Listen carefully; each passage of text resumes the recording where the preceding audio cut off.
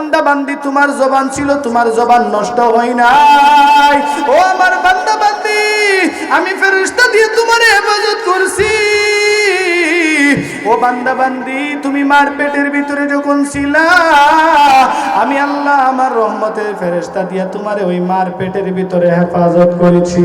ও বান্দা, একদিন আর 2 দিন না, একটানা 10 মাস 10 দিন তুমি মায়ের পেটের মধ্যে ছিলা রে গোলাম। ও বান্দা, আমি আসমান বানাইছি কুন ফায়াকুন বইলা, জমিন বানাইছি কুন ফায়াকুন বইলা। ও বান্দা, আমি চন্দ্র বানাইছি কুন ফায়াকুন বইলা, আমি আল্লাহ সূর্য বানাইছি কুন ফায়াকুন বইলা, তারকা বানাইছি কুন ফায়াকুন বইলা, জান্নাত জাহান্নাম বানাইলাম কুন ফায়াকুন বইলা। ও আমার বান্দা বান্দি, আমি আল্লাহ তোমারে কুন ফায়াকুন বইলা বানাই নাই। আমি আল্লাহ দীর্ঘদিন তোমার মার পেটের ভিতরে তোমারে হেফাজত করেছি রে বান্দা বান্দি। ও আমার বান্দা বান্দি, তুমি একটাবার চিন্তা করে দেখছো নি আমি আল্লাহ তোমারে কিভাবে লালন পালন করলাম? ও বান্দা বান্দি, আবার দুনিয়াতে যে সময় আসবা, ও বান্দা বান্দি, দুনিয়াতে আসার পদ্ধতিটাও ভিন্ন ছিল। ও বান্দা বান্দি, দুনিয়াতে আসার পর তোমার জবানের মধ্যে দাঁত ছিল না, জবান ছিল, জিহ্বা ছিল। ও বান্দা বান্দি, কোনো কিছু খাইতে পারতা না। আমি আল্লাহ তো জানি তুই কিছুই খাইতে পারবি না রে গোলাম। ও গোলাম, আমি আল্লাহ তোর মার স্থলের মধ্যে তোর রিজিকের ফয়সালা করে দিলাম। ও বান্দা বান্দি, তুমি খেয়াল করছো তোমার মা হরেক রকমের খানা খায়। ও বান্দা বান্দি, এত হরেক রকমের খানা খাওয়ার পরে তোমার মার স্থনের মধ্যে এত সুন্দর দুধের ব্যবস্থা করে দিল রে বান্দা। ও বান্দি, তুমি একটু চিন্তা করছো নি আমি আল্লাহ তোমার এত সুন্দর খানার ব্যবস্থা করে দিলাম? ও বান্দা, তুমি তাকায়া দেখো, মার স্তনের দুধটা তোমার জন্য বেশি গরম করি নাই। ও বান্দা বান্দি, মার স্তনের দুধটা তোমার জন্য বেশি ফাংশন করি নাই। ও বান্দা বান্দি, মার স্তনের দুধটাকে আমি আল্লাহ ঠান্ডা করি নাই। ও বান্দা বান্দি, তুই যে আমার বান্দা, তুই যে আমার বান্দি। ও বান্দা বান্দি, আমি আল্লাহ এমন সুন্দর খানার ব্যবস্থা করে দিলাম, দীর্ঘদিন ওই মার পেটের মার স্তনের খানা খাইলা। ও বান্দা বান্দি, তুমি আপেলের সময় আপেল খাইতে পারবা না, মালটা খাইতে পারবা না, কাঁঠাল খাইতে পারবা না।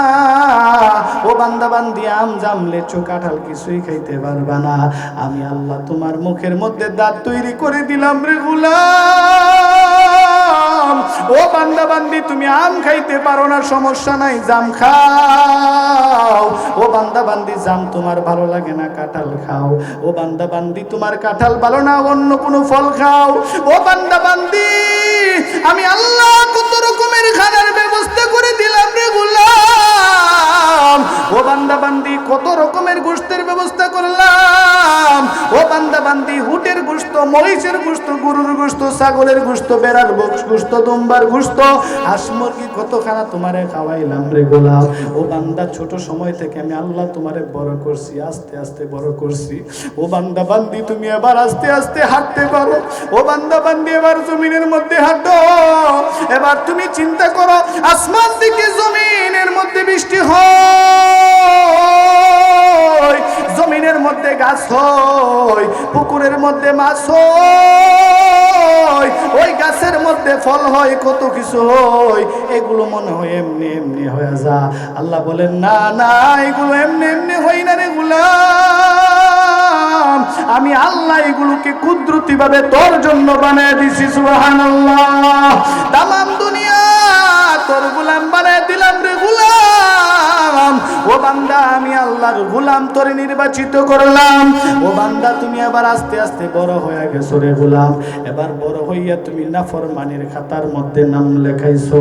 ও বান্দা, তুমি নাফরমানি করো, জমিনের মধ্যে দাঁড়াইয়া ওই উলঙ্গপনা নারীর ছবি যখন তুমি দেখো, আমার রহমতের ফেরেশতারা বলে, আল্লাহ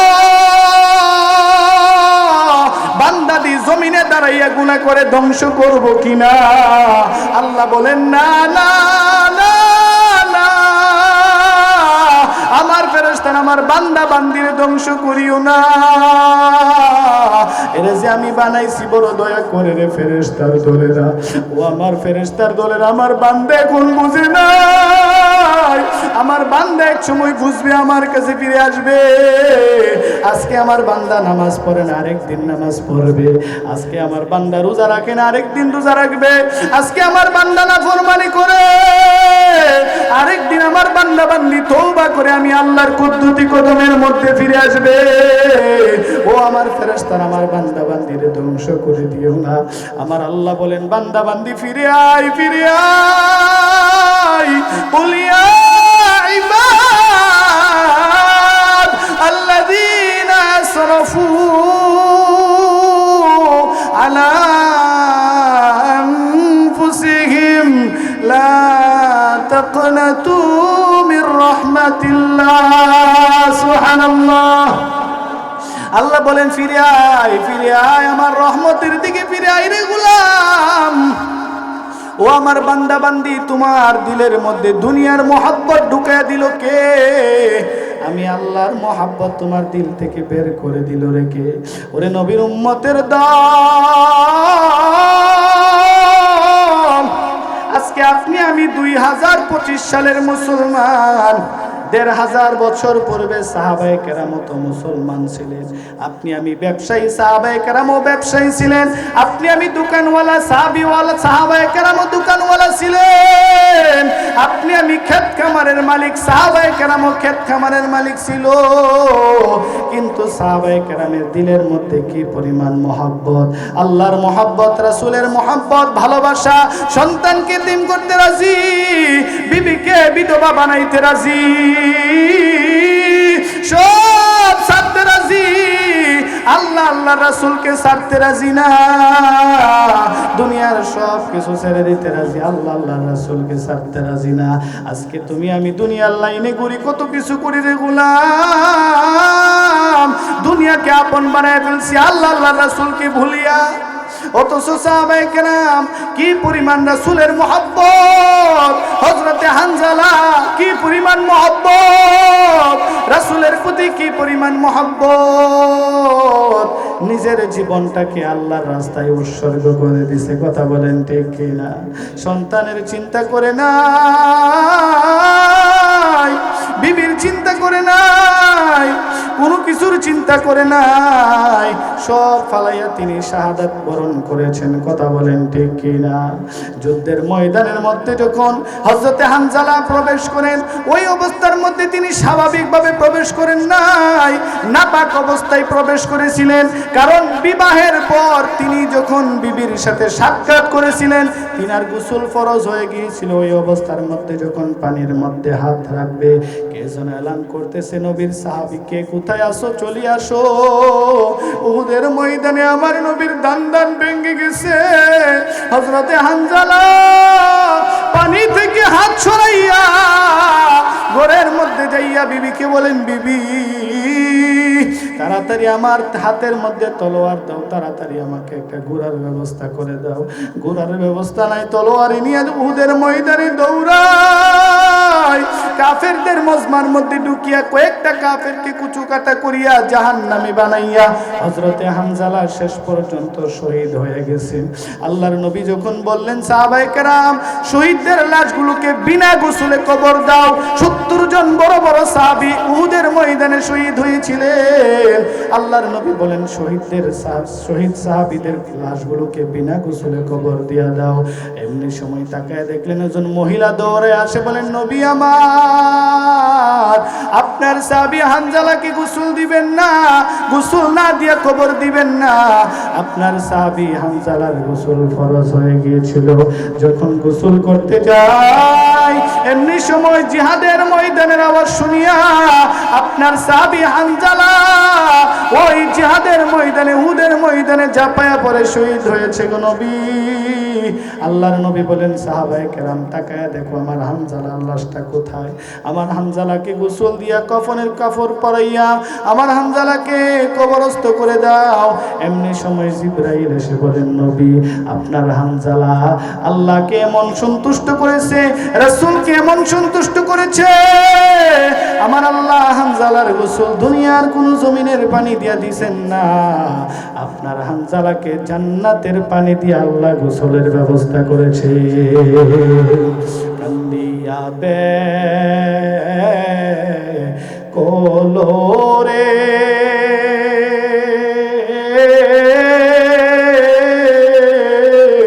হানজালা শহীদ রে, কলিজা ভেঙ্গে সেরে সেই জঙ্গে ওহুদে, নবীর এক সাহাবী ছিলেন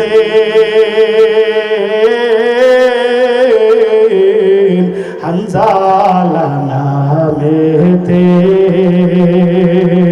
তিনি শহীদ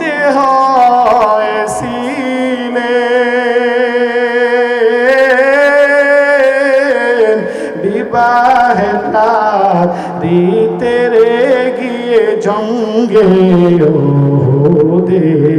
ঠিক কিনা? ওই নবীর সাহাবী হানজালা বিবাহের রাত্রিতে নবীর প্রেমের ভালোবাসায় পাগল হানজালা, আল্লাহর নবীর ভালোবাসায় হানজালা শহীদ। আমার আল্লাহ বলেন, নবী আমার আপনার হানজালার গোসল দুনিয়ার জমিনের পানি দ্বারা হবে না গো নবী, আপনার সাহাবী হানজালার গোসল আমি আল্লাহ আরশে আজিমের মধ্যে হাউজে কাউসারের পানি দ্বারা করাইছি। ওরে নবীর উম্মতের দল, নবীর ইশক যখন আপনার দিলের মধ্যে থাকবে রে মুসলমান, আপনাকে আমার আল্লাহ পুরস্কৃত করবেন, এমন ভাবে পুরস্কৃত করবেন আপনি কল্পনাও করতে পারবেন না। সাহাবায়ে কেরাম রাসূলকে খুশি করছেন, আল্লাহকে খুশি করছেন, আমার আল্লাহ তাদেরকে সম্মানিত করছেন। আজকে তাদের নাম আমরা শ্রদ্ধা ভরে স্মরণ করি। হযরত বেলাল, আফ্রিকার সাহাবী বেলাল, মক্কা বাড়ি না বেলালের বাড়ি আফ্রিকার জঙ্গলের বেলাল, কিন্তু রাসূলকে মহব্বত করার কারণে বেলাল এত বড় মাকামে মাহমুদের মধ্যে পৌঁছে গেছেন। আল্লাহর নবী বলেন, বেলাল আমি যখন আরশে আজিমের মধ্যে ঢুকলাম, আমি যখন জান্নাতের মধ্যে ঢুকলাম, ও বেলাল তোমার পায়ের জুতার আওয়াজ শুনলাম। বেলাল বলেন, নবী আমার এমন কোনো আমল নাই, কিন্তু আমি বেলাল রাতের বেলা যখন ঘুমাই, ও নবী আমি উযু করে ঘুমাই, সকল মানুষকে মাফ করে ঘুমাই, যখন আমার স্মরণ হয় কুল হুয়াল্লাহ সূরাতুল ইখলাস তেলাওয়াত করি। আল্লাহর নবী বলেন, বেলাল আমলগুলোর কারণে আমার আল্লাহ তোমার মর্যাদা জান্নাত পর্যন্ত পৌঁছায় দিয়েছে। সুবহানাল্লাহ। ওগো নবীর উম্মতেরা হয়ে আজি দিশাহারা, ওগো নবীর উম্মতেরা হয়ে আজি দিশাহারা, কোরআন হাদিসের চলো যখন যাহা চাই মনে, নবী বিনে কে তোরাবে ফুল সিরাত মিজানে, নবী বিনে কে তোরাবে ফুল সিরাত মিজানে। চলো চলো চলো মুমিন চলো নবীর সন্ধানে, নবী বিনে কে তোরাবে ফুল সিরাত মিজানে। এমন তিম নবী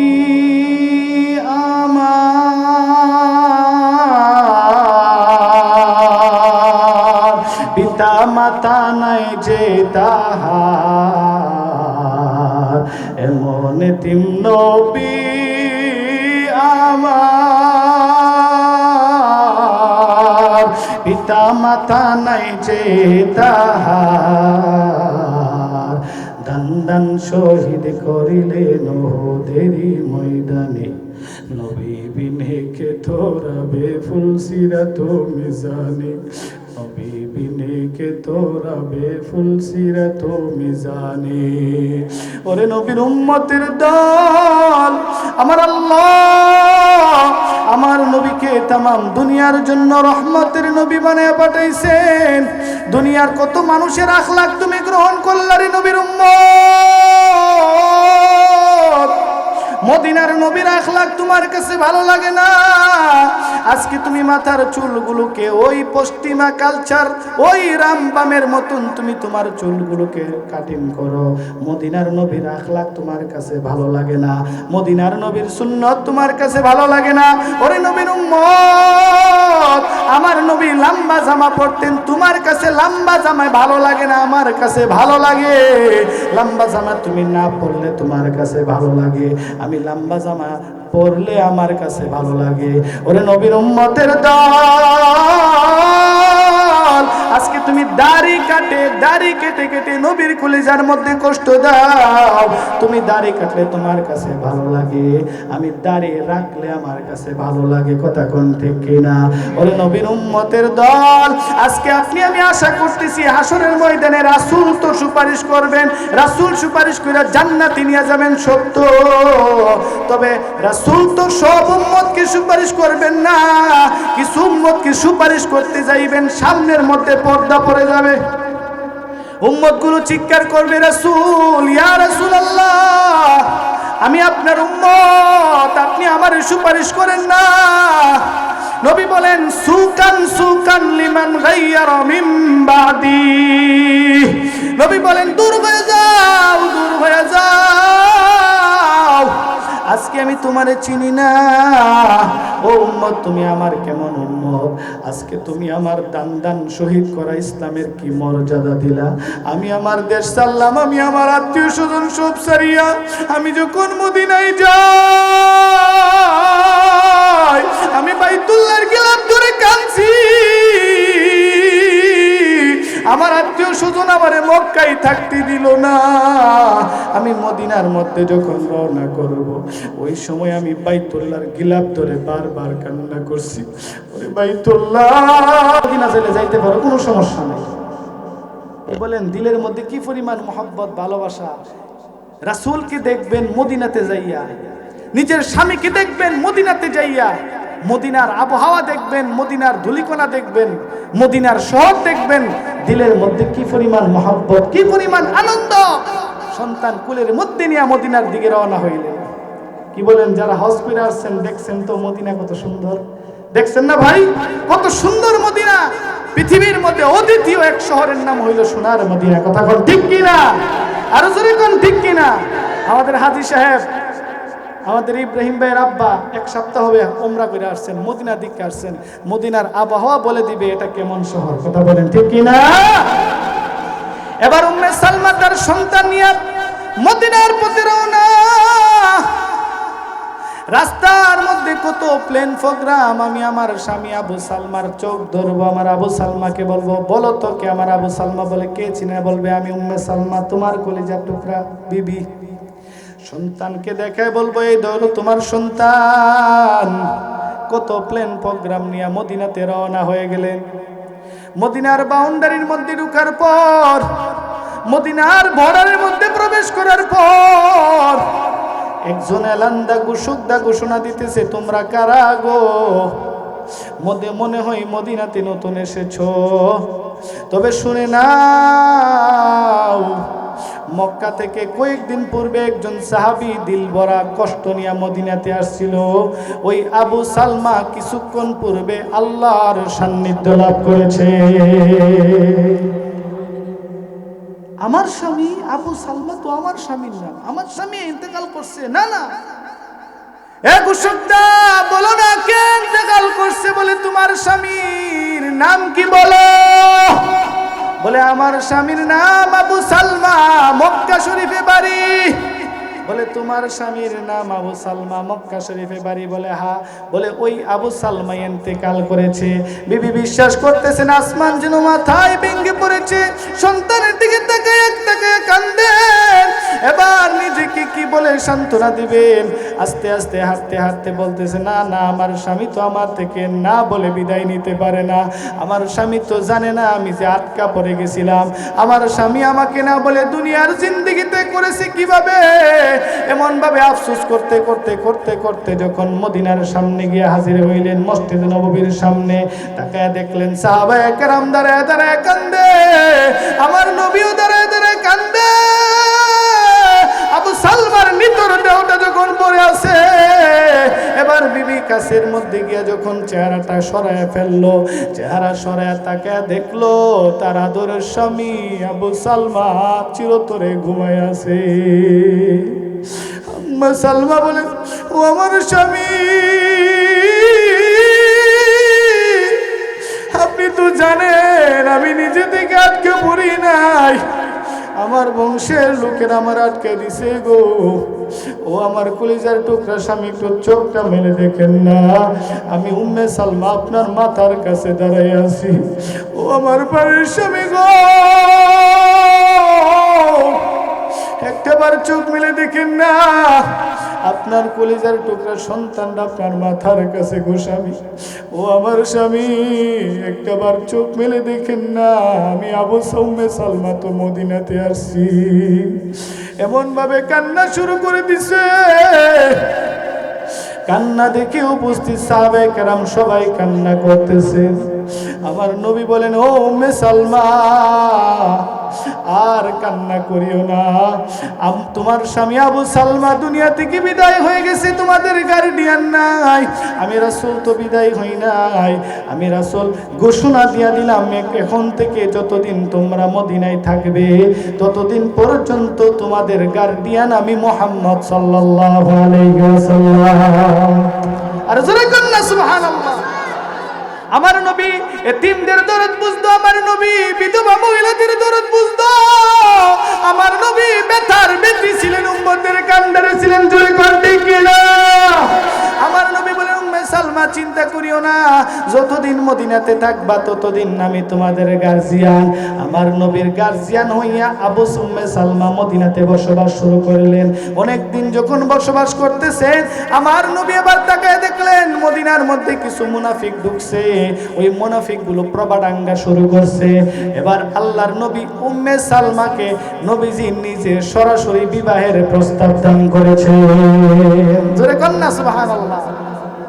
কে বলেন আল্লাহর নবী এতগুলো বিবাহ কেন করছেন? ওরে বাটপার, আল্লাহ নবী এই জন্য বিবাহ করছেন, যখন একটা মহিলার স্বামী ইন্তেকাল করছে, তার কেউ নাই, তার আত্মীয় স্বজন নাই, তার ভাই বেরাদর নাই, তার পরিবার কেউ নাই, সে অসহায় এতিম, সে যখন একেবারে বিপদের বেকারার হয়ে গেছে, আল্লাহ নবী তখনই তাকে আশ্রয় দিয়েছেন বিবাহের মাধ্যমে। কথা কোন ঠিক কিনা? এখন আল্লাহর নবী বিবাহের প্রস্তাব দিয়েছেন উম্মে সালমা রাদিয়াল্লাহু তাআলা আনহাকে। এবার উম্মে সালামা রাদিয়াল্লাহু তাআলা আনহা বলতেছেন, হাই, আমি তো আবু সালমার সাথে চলতে গিয়া কত রকমের রাগ অভিমান করছি। স্বামী স্ত্রী চলতে গেলে তো কত কিছুই হয়ে থাকে ফ্যামিলির মধ্যে। হাই, আমি আমার স্বামী আবু সালমা আমাকে প্রচুর পরিমাণ মহব্বত করছে, মহব্বতের মধ্যে পইরা স্বামীর সাথে কত কিছু কইরা ফেলছি। এখন রাসূলের বিবি হয়ে গেলে আর রাসূলকে যদি কষ্ট দিয়া ফেলি অভিমানের মাধ্যমে, আল্লাহ নারাজ হয়ে যাবে, কুরআনের আয়াত নাজিল হয়ে যাবে, আমি উম্মে সালমা জাহান্নামে হয়ে যাব। দরকার নাই, আমি যেই হালাতে আছি এই হালাতে থাকলেই মনে হয় ভালো হবে। আল্লাহ নবী বলেন, উম্মে সালমা, তুমি যা কষ্ট দিতে পারো কোনো সমস্যা নাই, আমি রাসূল তোমার কষ্ট দেওয়ার কারণে কষ্ট পাবো না, এই জন্য তোমাকে বিবাহের প্রস্তাব দিতেছি। মক্কা মদিনা শরীফের মধ্যে তোমার গার্জিয়ান বলতে কেউ নাই, তুমি যদি বিবাহকে কবুল করে নাও তাহলে তো তোমার গার্জিয়ান আমি নবী সরাসরি হইতে পারবো। কথা বল ঠিক কিনা? এবার আল্লাহ রাসূলের বিবি হয়ে গেলে সম্মান আছে না নাই? আর একটু জোরে বলেন, আছে না নাই? হযরত ফাতেমা হযরত রাদিয়াল্লাহু তাআলা আনহা, আম্মা জান আয়েশা রাদিয়াল্লাহু তাআলা আনহা, দুজন আল্লাহর নবী সাল্লাল্লাহু আলাইহি ওয়াসাল্লামের হুজরা মুবারকের মধ্যে ঢুকে দুজন কথোপকথন বলতেছেন। হযরত ফাতেমা বলতেছেন, হাশরের ময়দানে আমার দাম বেশি। আম্মা জান আয়েশা বলতেছেন, হাশরের ময়দানে আমার দাম বেশি। কথা শুনবেন, এত জোরে বলেন, শুনবেন? বলবো, সামনে বলবো না শেষ করে দিব? বলবো না শেষ করে দিব? দুজন যখন কথা বলতেছেন হাসরের ময়দানে আমার দাম বেশি, কে বলতেছে? আম্মাজান ফাতিমা রাদিয়াল্লাহু তাআলা আনহা এবং আম্মাজান আয়েশা রাদিয়াল্লাহু তাআলা আনহা। হযরত ফাতিমা রাদিয়াল্লাহু আনহা বলেন হাসরের ময়দানে আমার দাম বেশি, আম্মাজান আয়েশা বলেন আমার দাম বেশি। দুজন যখন কথা বলতেছেন এক পর্যায়ে হযরত ফাতিমা রাদিয়াল্লাহু তাআলা আনহা বলতেছেন, ও আম্মাজান, আমার আব্বাজান তো আমার সম্পর্কে বলছে ফাতিমা তু বিজআতুম মিন্নি, আমার ফাতিমা আমার কলিজার টুকরা, এইজন্য হাসরের ময়দানে আমার দাম বেশি। ও আমার আম্মাজান, আমার আব্বাজান তো আমার সম্পর্কে বলছে ফাতিমা তু সাইয়্যিদাতু নিসাই আহলিল জান্নাহ, আল্লাহ রাসূল বলছে আমার মেয়ে ফাতিমা সমস্ত জান্নাতি মহিলাদের সর্দারনী। জোরে কন্না সুবহানাল্লাহ। ও আম্মাজান, হাসরের ময়দানে তো আমার দাম বেশি, রাসূল বলছে সমস্ত জান্নাতি মহিলাদের সর্দারনী আমি ফাতিমা, আমার দাম বেশি থাকতো না, কার দাম বেশি থাকবো? আম্মাজান আয়েশা রাদিয়াল্লাহু তাআলা আনহা এক প্রশ্নের উত্তর দিয়ে তিনি আম্মাজান ফাতিমাকে ঠান্ডা করে দিয়েছেন। বলছে, ও আম্মাজান ফাতিমা, হাসরের ময়দানে তুমি অনেক দামি, অনেক মাকামে মাহমুদের অধিকারী, অনেক সুন্দর মর্যাদার অধিকারী। শুনো, তুমি আলী রাদিয়াল্লাহু তাআলা আনহুর বিবি হওয়ার কারণে আলীর আঙ্গুল ধইরা হাসরের ময়দানে দাঁড়াইবা, আর আমি নবী পাক সাল্লাল্লাহু আলাইহি সাল্লামের বিবি হওয়ার কারণে রাহমাতুল লিল আলামিনের আঙ্গুল ধরে হাসরের ময়দানে আমি আয়েশা দাঁড়ায় যাব। বলে কন্না সুবহানাল্লাহ। তুলে নবীর বিবি হওয়ার কারণে সম্মান বাড়ে না কমে? আর জোরে বলেন বাড়ে না কমে? আল্লাহর নবী 11টা বিবাহ করছিলেন ওনার জীবদ্দশার মধ্যে। নবীজি সাল্লাল্লাহু আলাইহি ওয়াসাল্লাম যে সময় ইন্তেকাল করবেন, ইন্তেকালের সময় 9 জন বিবি জীবিত ছিল। কয়জন বিবি? 9 জন বিবি জীবিত ছিল। আল্লাহ নবী সাল্লাল্লাহু আলাইহি সাল্লাম এমন ভীষণভাবে অসুস্থ হয়ে পড়ছিলেন, দীর্ঘদিন তিনি অসুস্থ হয়েছিলেন। আমার আলোচনাও শেষ করে দিব, দীর্ঘ সময় করব না, এই ঘটনা বলি আমি আমার আলোচনা সমাপ্তির দিকে চলে যাব ইনশাআল্লাহ। আল্লাহ নবী সাল্লাল্লাহু আলাইহি সাল্লাম দীর্ঘদিন অসুস্থ ছিলেন। দীর্ঘদিন অসুস্থ থাকার কারণে রাসূল সাল্লাল্লাহু আলাইহি সাল্লাম মসজিদে নববীতে নামাজ পড়তে পারতেছিলেন না, এমন অসুস্থ তিনাকে দেখা দিয়েছে। আল্লাহ নবী সাল্লাল্লাহু আলাইহি সাল্লাম 17 দিন পর্যন্ত দীর্ঘদিন অসুস্থ ছিলেন। 17 ওয়াক্ত নামাজ রাসূল মসজিদে এসে পড়তে পারে নাই। আল্লাহ নবী সাল্লাল্লাহু আলাইহি সাল্লাম যে সময় ইন্তেকাল করবেন, ইন্তেকালের আগ মুহূর্তে আম্মাজানদেরকে ডেকে ডেকে বলতেছেন, আজকে রাত্রে কার ঘরের মধ্যে আমি শুয়ে যাব, কার ঘরের মধ্যে থাকবো? এক একজন বিবি যখন এক একভাবে বলতেছেন, আজকে অমুক বিবির ঘরে, আগামীকাল অমুক বিবির ঘরে, এরপরের দিন অমুক বিবির ঘরে। আল্লাহ নবী দিলের মধ্যে একটা তামান্না ছিল যে আমি যেই দিন ইন্তেকাল করব ওই দিনটা যেন আমার আয়েশার ঘরের মধ্যে হয়। সুবহানাল্লাহ। এজন্য পৃথিবীর মধ্যে এমন একজন নারী ছিলেন যেই নারীর উরুর মধ্যে আল্লাহর পরে যার সম্মান, যার মর্যাদা, রাহমাতুল লিল আলামিন ইন্তেকাল করেছেন। জোরে কোন সুবহানাল্লাহ। আম্মাজান আয়েশার উরুর মধ্যে নবীজি শেষ নিঃশ্বাস ত্যাগ করছেন। আল্লাহ নবী সাল্লাল্লাহু আলাইহি সাল্লাম দুনিয়াতে আসছেন মাত্র 63 বছর হায়াতের জিন্দেগি লইয়া। পৃথিবীর মধ্যে যত নবী আল্লাহ পাঠাইছেন সমস্ত নবীর নবী হইয়াও, সমস্ত রাসূলের রাসূল হইয়াও, সমস্ত পয়গম্বরের পয়গম্বর হইয়াও আল্লাহ তাআলা যার কারণে তামাম কুল কায়নাত সবকিছু সৃষ্টি করছেন। আসমান আমার নবীর কারণে বানাইছেন, জমিন আমার নবীর কারণে আল্লাহ বানাইছেন, চন্দ্র সূর্য আমার নবীর কারণে আল্লাহ বানাইছেন, তামাম দুনিয়ার মানুষকে আমার নবীর জন্য আল্লাহ বানাইছেন। সেই নবী দুনিয়াতে হায়াত পাইছেন কতদিন? মাত্র 63 বছর হায়াতের জিন্দেগি পাইছেন। 63 বছর তিনি উম্মতের জন্য কাঁদছেন। দুনিয়াতে আইসা উম্মতের জন্য কাঁদছেন, দুনিয়া থেকে বিদায় হওয়ার সময় উম্মতের জন্য কাঁদছেন। ও যুবক আমার, ও যুবক ভাই, তোমাকে বলতে চাই, তোমার বাবা যদি শেষ সময় তোমাকে একটা নসিহত করে যায়, ও আমার সন্তান, আমি ইন্তেকাল হয়ে যাবে কিছুক্ষণের মধ্যে, শুনো তোমাকে কিছু নসিহত করি, আমার অমুক কাজগুলো করবা, তুমুক কাজগুলো করবা, এমুক কাজ করবা না, তুমুন কাজ করবা না, এই কাজ করবা, সেই কাজ করবা না, এই ওসিয়তগুলো তোমাকে করে গেলাম। এই মুহূর্তে যদি বাবা ইন্তেকাল করে, যদি সুসন্তান হয়, সৎ সন্তান হয়, এবার তার বাবার প্রত্যেকটা ওসিয়তকে সে অক্ষরে অক্ষরে পালন করবে। কথা বলেন ঠিক কিনা? আর জোরে বলেন ঠিক কিনা? আল্লাহ নবী যেদিন ইন্তেকাল করবেন ওই মুহূর্তে রাসূলের মাথা মুবারকে ব্যথা, গার মুবারকের মধ্যে ব্যথা, বুক মুবারকের মধ্যে ব্যথা, প্রচন্ড জ্বর শরীরের মধ্যে। আল্লাহ নবী শুয়ে রয়েছেন, আম্মাজান আয়েশা রাদিয়াল্লাহু তাআলা আনহা বসে কান্না করতেছেন। এই মুহূর্তের মধ্যে নামাজের সময় হয়ে গেছে। আল্লাহ নবী বলতেছে, আয়েশা, সাহাবায়ে কেরামকে বলো নামাজ পড়াইতে, আমি তো নামাজে যাইতে পারবো না, আমি তো ভীষণ অসুস্থ। আম্মাজান আয়েশা রাদিয়াল্লাহু তাআলা আনহা লোক পাঠিয়ে দিলেন জামাত যেন শুরু করে দেয়। হযরত উমর রাদিয়াল্লাহু তাআলা আনহু যখন নামাজের মধ্যে দাঁড়ায় গেলেন, রাসূল ইশারা দিয়ে বলছেন, না, আমার মুসল্লার মধ্যে আবু বকর সিদ্দিক দাঁড়াতে পারবে, এছাড়া বিকল্প কেউ দাঁড়াইতে পারবে না। হযরত আবু বকর সিদ্দিক রাদিয়াল্লাহু তাআলা আনহুর নেতৃত্বে যখন ফজরের নামাজ জামাত শুরু হয়েছে, আল্লাহ নবী বলেন, আয়েশা আমার মাথার নিচে একটু কাপড় চাপড় কিছু আসেন একটা দাও না, আমি একটু দেখি আমার উম্মত কিভাবে নামাজ পড়ে। সুবহানাল্লাহ। আপনি একটা গাছ লাগাইছেন কত কষ্ট করে, সেই গাছটার যখন ফলটা দেখবেন ধরছে, ফুল ধরছে, ফল ধরছে, আপনার দিলের মধ্যে একটা শান্তি অনুভব হবে নি ভাই? হবে না? আল্লাহ নবী বলতেছে, আয়েশা আমার মাথার নিচে একটা কাপড় দাও তো, আমি দেখি আমার উম্মত কিভাবে নামাজ পড়ে। সুবহানাল্লাহ। আল্লাহ নবী তাকায়া দেখলেন সাহাবায়ে কেরাম জামাতের সাথে নামাজ পড়তেছে। নবী আমার দীর্ঘ সময় জামাতের দিকে তাকায় থাকলেন, দীর্ঘ সময় জামাতের দিকে তাকায়া তাকায়া একটা মুস্কি হাসি দিলেন, দীর্ঘ সময় আবার কান্না করলেন, আবার হাসি দিলেন। আম্মা জান আয়েশা তাকায়া দেখলেন নবী কান্নার ফাঁকে হাসেন, আবার কান্না করে নবীর প্রশ্ন করলেন, ইয়া রাসূলুল্লাহ, ইয়া হাবিবাল্লাহ, ওগো আল্লাহর নবী, আমি আয়েশার দিলের তামান্না, আপনি সব সময় হাসেন, কিন্তু আজকে কান্নার ফাঁকে কেন হাসি দিলেন গো নবী? কারণ জানতে চাই। আমার নবী বলেন, আয়েশা জীবনে উম্মতের জন্য কত কষ্ট করেছি রে আয়েশা, আমি দন্দন শহীদ করেছি, আমার মাথা ফাটাইছি, রক্ত ঝরাইছি। ও আয়েশা এত কষ্ট করেছি উম্মতের জন্য, এই নামাজ প্রতিষ্ঠা করার জন্য কত কষ্ট করেছি রে আয়েশা, আজকে জীবনের অন্তিম মুহূর্তে শেষ সময় দেখে গেলাম আমার উম্মত জামাতে নামাজ পড়ে। সুবহানাল্লাহ। আয়েশা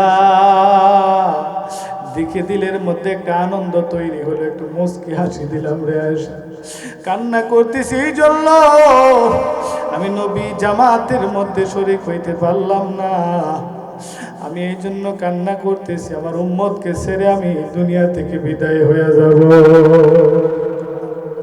হযরত আবু বকর সিদ্দিক তিনি তিনার বিবির বাড়িতে গিয়েছিলেন, ওয়ালি নামক বিবির বাড়ি পাহাড়ের চূড়ায় 2 কিলোমিটার দূরে। আল্লাহর নবী উনার হুজরা মুবারকের মধ্যে শুয়া, নবী আমার শুয়ে রইলেন, বিবিগণ সকলে আম্মাজানগণ কান্না করতেছেন, আম্মাজান ফাতেমা রাদিয়াল্লাহু আনহা কান্না করতেছেন। নবী তাকায় দেখলেন কলিজার টুকরা ফাতেমা কান্না করে। নবী আবার বলেন, আম্মা ও আম্মা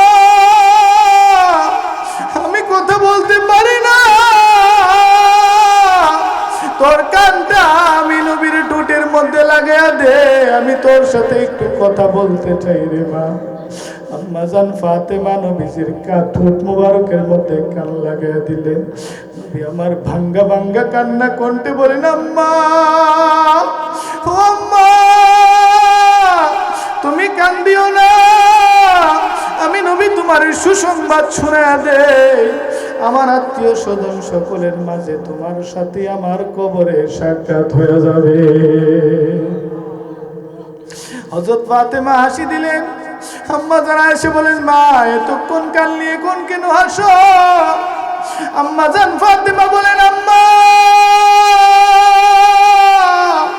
আমার আব্বা বলেছে আমার আব্বার সাথে কবরে আমার সর্বপ্রথম সাক্ষাৎ হয়ে যাবে। সুবহানাল্লাহ।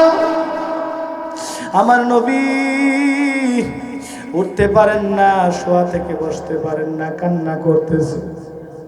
এদিক দিয়া হাসান হুসাইন রাদিয়াল্লাহু তাআলা আনহুম আজমাইন তিনারাও কান্না করতেছেন। 2 নাতিকে যখন কাছের মধ্যে টেনে নিলেন, 2 নাতিকে বুকের মধ্যে জড়াইয়া নবী আমার বলেন, ও আমার কলিজার টুকরা 2 নাতি, আমি নবী তোমাদেরকে আল্লাহর উপর হাওয়ালা করে দিয়া গেলাম রে নাতিরা, আর কোনোদিন তোমরা তোমাদের নানাকে দেখতে পাইবা না। 2 নাতি কান্না করতেছেন, কারণ আল্লাহর নবী বলছেন, আল হাসান ওয়াল হুসাইন সাইয়্যিদা শাবাবি আহলিল জান্নাহ। নবী বলেন, আমার 2 কলিজার টুকরা নাতি হাসান এবং হুসাইন জান্নাতি সমস্ত পুরুষদের সর্দার। আমার নবী বলেন আমার হাসান হুসাইনকে যে কষ্ট দিবে সেজন্য আমি নবীরে কষ্ট দিল, তাদেরকে যে সুখ দিবে সেজন্য আমি রাসূলকে সুখ দিল। আমার নবী এবার বিছানার মধ্যে শুয়ে গেলেন, নিজের কন্যাও দূরে সরে গেল, নিজের নাতিগুলোকে যখন একটু দূরে সরায় দিল, এবার বিবিদেরকে সান্ত্বনা দিল, আপনারা চিন্তা করবেন না, হাসরের ময়দানে আপনাদের সাথে সাক্ষাৎ হয়ে যাবে। এমনি সময় জিবরাইল আলাইহিস সালাতু ওয়াস সালাম দরওয়াজায় দাঁড়াইয়া সালাম দিতেছে, ইয়া রাসূলুল্লাহ ঘরের মধ্যে প্রবেশ করার অনুমতি আসেনি। ইয়া রাসূলুল্লাহ আমি ওই জিবরাইল আপনার ঘরে অনুমতি চাই, আমার সাথে আজরাইলকে নিয়ে আসছিল নবী, আজরাইলও আপনার কাছে অনুমতি চাই। আল্লাহ আজরাইলকে বলেছেন ও আজরাইল আমার নবী যদি অনুমতি দেয় প্রবেশ করবা, না হয় আমার নবীর ঘর থেকে ফিরে আসবা। ও রহমতের নবী আপনি অনুমতি দিলে আজরাইলও ঘরের মধ্যে প্রবেশ করবে। হযরত ফাতেমা তাকায় দেখলেন ঘরের বাহিরে যেন কে দাঁড়ায়া দাঁড়ায়া কান্না করেন আর কথা বলতেছেন। হযরত ফাতেমা ঘরের বাহিরে গেলেন, তাকায় দেখলেন আসমান জমিন বরাবর এত বড় বিশাল বড় এক মানব আকৃতির ফেরেশতা। হযরত ফাতেমা চিৎকার করলেন, নবী বলেন মা হাযা মালাকুল মউত, ও আম্মা এটা মালাকুল মউত, মক্কা মদিনার কেউ না,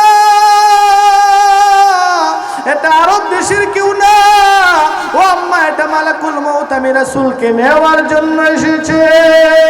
আম্মা জান ফাতেমা বলেন না না আমি আমার আব্বারে দিব না, আমি আমার আব্বারে দিব না, আমার আব্বারে মালাকুল মউতের হাতে ছেড়ে দিব না। আল্লাহর নবী বলেন আমার কন্যা ফাতেমা দুনিয়াতে আসছি আল্লাহ রাব্বুল আলামিন আমার দিদারের অপেক্ষায় আছে। সুবহানাল্লাহ, আর জোরে কন্যা সুবহানাল্লাহ। ও আমার আম্মা আমার আল্লাহ রাব্বুল আলামিন আমার দিদারের অপেক্ষায়, আমি আমার আল্লাহর সান্নিধ্য লাভ করার জন্য আমিও অপেক্ষায়। মালাকুল মউত চলে আসলো, রাসূল সাল্লাল্লাহু আলাইহি ওয়াসাল্লামের দেহ মুবারকের মধ্যে মালাকুল মউত হাত যখন রাখলো, রাসূল আমার দুনিয়া থেকে যখন ইন্তেকাল করলেন, এমনি সময় সাহাবায়ে কেরাম এমন পাগলের মতো হয়ে গেল। হযরত আবু বকর সিদ্দিক ওই দূর থেকে দৌড়ে আসলো রাসূলকে দেখার জন্য।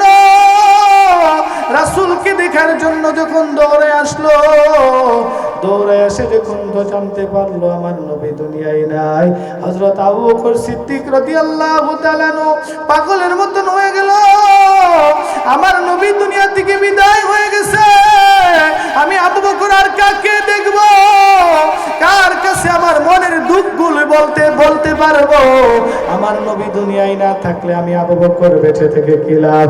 আবু বকর সিদ্দিক কান্না করতেছেন, রাসূলের কপাল মুবারকের মধ্যে চুম্বন দিলেন, চুম্বন দিয়ে বলতেছেন ইয়া রাসূলুল্লাহ ইয়া হাবিবাল্লাহ আপনি তো আপনার রবের সান্নিধ্য লাভ করেছেন গো নবী, আমি আবু বকরকে একা ফেলে আপনি কিভাবে চলে গেলেন। সাহাবায়ে কেরাম পাগল হয়ে গেলেন। হযরত উমর তলোয়ার নিয়ে মক্কা মদিনার জমিনের মধ্যে দৌড়ায়, মদিনাতে উমর দৌড়ায় আর বলে যে বলবে নবী নাই তার গর্দান ফালায় দিব। হযরত আবু বকর সিদ্দিক বলেন না ওমর গর্দান ফালাইবার প্রয়োজন নাই, আমার নবী সত্যি সত্যি দুনিয়া থেকে বিদায় হয়ে গেছেন। আবু বকর সিদ্দিক রাদিয়াল্লাহু তাআলা তখন একটা ভাষণ দিলেন, হে ওমর হে মদিনার বাসিন্দারা শুনিয়ে নাও, এতদিন তোমরা যারা মুহাম্মদ নবীর পূজা করতেন, মুহাম্মদ নবীর ইবাদত করতে জেনে নাও মুহাম্মদ নবীর ইন্তেকাল হয়ে গেছে। যারা আল্লাহর দাসত্ব করতে আল্লাহর বন্দেগী করতে ওই আল্লাহ তাআলা জীবিত আছেন, তিনি তো হাইয়ুল কাইয়ুম, তিনি চিরঞ্জীব, তিনি সব সময় আছেন সব সময় থাকবেন। অতএব আল্লাহ রাব্বুল আলামিনের গোলামি করতে হবে। আমার নবী ইন্তেকাল হয়ে গেল, সাহাবায়ে কেরাম রাসূলকে মদিনার সেই পবিত্র জান্নাতি মাটির মধ্যে যখন শোয়া দিবেন, রাসূল ইন্তেকালের আগে বলছেন 7 কুয়ার পানি দিয়ে যেন রাসূলের দেহ মুবারককে গোসল দেওয়া হয়। 7 কুয়ার পানি আনা হইল, আল্লাহর নবীর দেহ মুবারককে গোসল দেওয়া হইল। এবার যখন কবরের মধ্যে নামানো হবে, নবীর সাহাবী হযরত আলী রাদিয়াল্লাহু তাআলা আনহু নবীজির জামাতা নবীজির কবর মুবারক রওজা মুবারকের পাশে দাঁড়ায় রইলেন। রাসূলকে যখন রওজা শরীফের মধ্যে জান্নাতের মধ্যে শোয়া দেওয়া হয়, তখন একজন সাহাবী ছিল, যে সাহাবী একজন ভাগ্যবান সাহাবী ছিল। সেই সাহাবী তাকায়া দেখলো আল্লাহর নবীকে যখন রওজা শরীফের মধ্যে শোয়া দেওয়া হইল, ওই সাহাবী নিজের আঙ্গুলের আংটিটা খুলে রাসূলের রওজার মধ্যে ফালায় দিল। হযরত আলীকে বলেন, ও নবীর জামাতা, অনুমতি আসেনি আমার নবীর রওজার মধ্যে নামবো, আমার আংটি নিয়ে আসবো। ওই সাহাবীর দিলের মধ্যে তো আংটির মহব্বত না, রাসূলের মহব্বত। অনুমতি যখন দেওয়া হইল, রাসূলের রওজা শরীফের মধ্যে যখন নামা হইল, রাসূলের রওজা শরীফের মধ্যে নামিয়া ওই সাহাবী আংটি তোলার কোনো চিন্তা নাই, আমার নবীর দেহটাকে ওই সাহাবী বুকের মধ্যে জড়ায়া আমার নবীকে বলেন, নবী ইয়া রাসূলুল্লাহ সাল্লাল্লাহু আলাইহি ওয়াসাল্লাম, আপনি তো আল্লাহর সান্নিধ্য লাভ করেছেন গো নবী। ও নবী, আমি সাহাবী, আমাদেরকে কোথায় রেখে চলে গেলেন? হাউমাউ করে কান্না শুরু করলেন। কবরের কাজ যখন সম্পূর্ণ হয়ে গেল, এবার সাহাবায়ে কেরাম যখন বাড়ির দিকে রওনা, হযরত ফাতেমা রাস্তার মধ্যে দাঁড়ায় রইলেন। হযরত আলী রাদিয়াল্লাহু তাআলা আনহুকে ডেকে ডেকে বললেন, ও আমার কলিজার টুকরা স্বামী, এই দুইটা হাত দিয়া আমার আব্বাজানকে কি করে মাটির মধ্যে শোয়া দিলেন? এই দুইটা হাত দিয়া আমার আব্বাজানের কবর মুবারকে কি করে মাটি দিলেন? এই দুইটা হাত দিয়ে আমার আব্বাজানের রওজা শরীফে কি করে মাটি দিলেন? হযরত ফাতেমা রাসূলের ইন্তেকালের 6 মাস পর্যন্ত জিন্দা ছিলেন। হযরত ফাতেমা 6 মাস পরে পরবর্তীতে ইন্তেকাল করেন। হযরত ফাতেমা রাদিয়াল্লাহু তাআলা আনহাকে মদিনার জান্নাতুল বাকিতে দাফন করা হয়। ওরে নবীর উম্মতের দল, নবী এত কষ্ট করছেন উম্মতের জন্য, জীবনের শেষ নিঃশ্বাস ত্যাগ করার আগে নবী উম্মতকে বলছেন, ও আমার উম্মত, নামাজ নামাজ নামাজ, ওমা মালাকাত আইমানুকুম আস-সালাত আস-সালাত আস-সালাত, ওমা মালাকাত আইমানুকুম। ও আমার উম্মত, নামাজ নামাজ নামাজ ছাড়িয়ে দিও না, ও আমার উম্মত, নামাজ ছাড়িয়ে দিও না। সুবহানাল্লাহ। আল্লাহ নবী শেষ ওসিয়ত করে গেছেন উম্মতকে, উম্মত নামাজ পড়ো, নামাজ পড়ো, নামাজ ছেড়ে দিও না। আজকে দেখা যায় অধিকাংশ মানুষ নামাজ পড়ে না, ঘরের সাথে মসজিদ নামাজ পড়ে না। আয় হাসরের ময়দানে যদি রাসূল প্রশ্ন করে, আমি দুনিয়াতে আসার পরেও নামাজের হালাতে সেজদার অবস্থার মধ্যে ছিলাম, দুনিয়া থেকে বিদায় হওয়ার সময় সেজদার অবস্থায় বিদায় হয়েছি, শেষ ওসিয়ত শেষ বাক্য বলে গেছিলাম, উম্মত নামাজ নামাজ নামাজ। সেই নামাজের কতটুকু কদর করলা, সেই নামাজের কতটুকু গুরুত্ব দিলা? উত্তর দেওয়ার কোনো ব্যবস্থা আসেনি। হাত তো জোরে বলেন, উত্তর দেওয়ার ব্যবস্থা আসেনি, উত্তর দেওয়ার ব্যবস্থা নাই। এজন্য আসুন নামাজের মাধ্যমে নিজের জীবনকে সুন্দর করি, কোরআনের মাধ্যমে নিজের জীবনকে সুন্দর করি। আল্লাহ তাআলা তো কোরআন দিয়েছেন মানুষকে হেদায়েতের জন্য, আল্লাহ তাআলা তো বলে দিয়েছেন হুদাল্লিল মুত্তাকিন, আল্লাহ তাআলা তো বলছেন মুত্তাকি পরহেজগারদের জন্য আমি কোরআন দিয়ে দিলাম হেদায়েত স্বরূপ। আল্লাহর নবীর সবচেয়ে বড় মুজিজা হচ্ছে আল্লাহ তাআলার কালাম 30 পারা কোরআনে হাকিম। কথা বলেন ঠিক কিনা? হায় হায় যুবক, আজকে তুমি গান শোনো, মোবাইলের মধ্যে কত রং বেরঙের গান শোনো, তোমার কাছে কত ভালো লাগে, অথচ আল্লাহর কোরআন কত মজার কিতাব, সেই কিতাব তোমার কাছে ভালো লাগে না।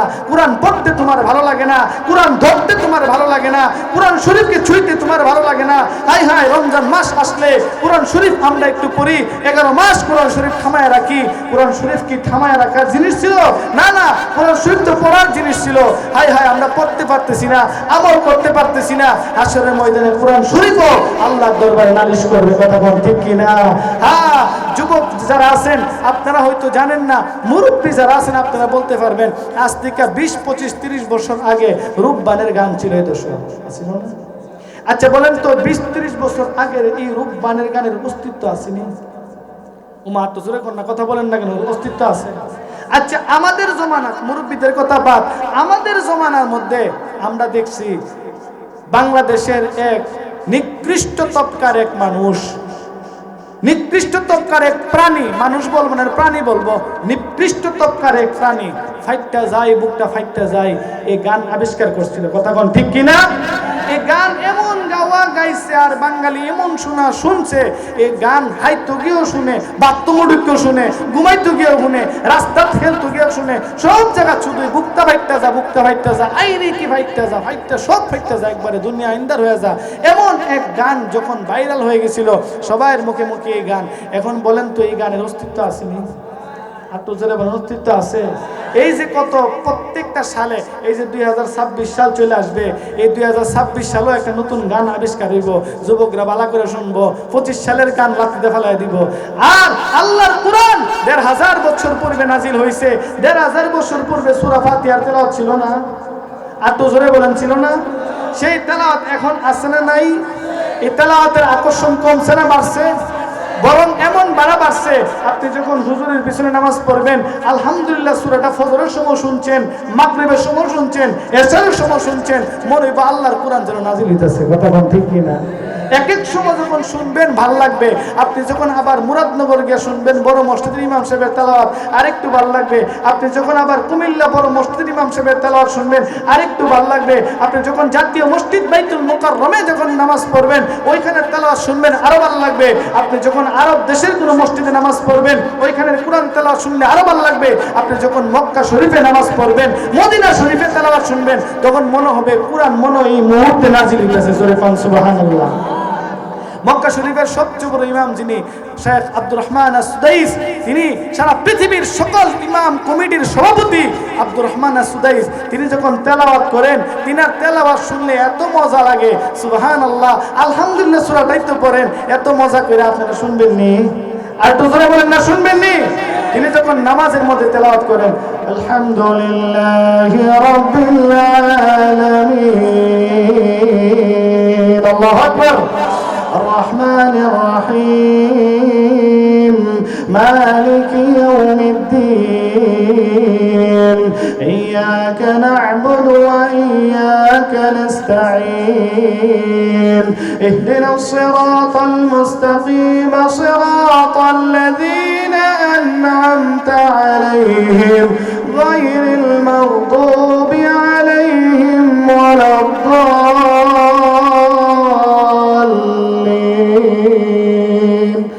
আমিন।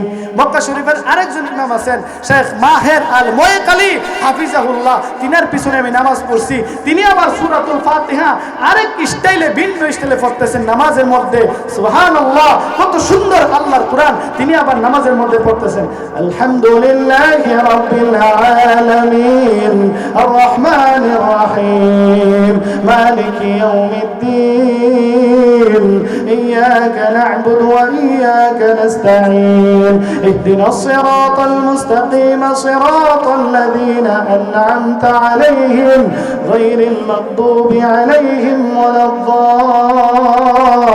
الضالين آمين।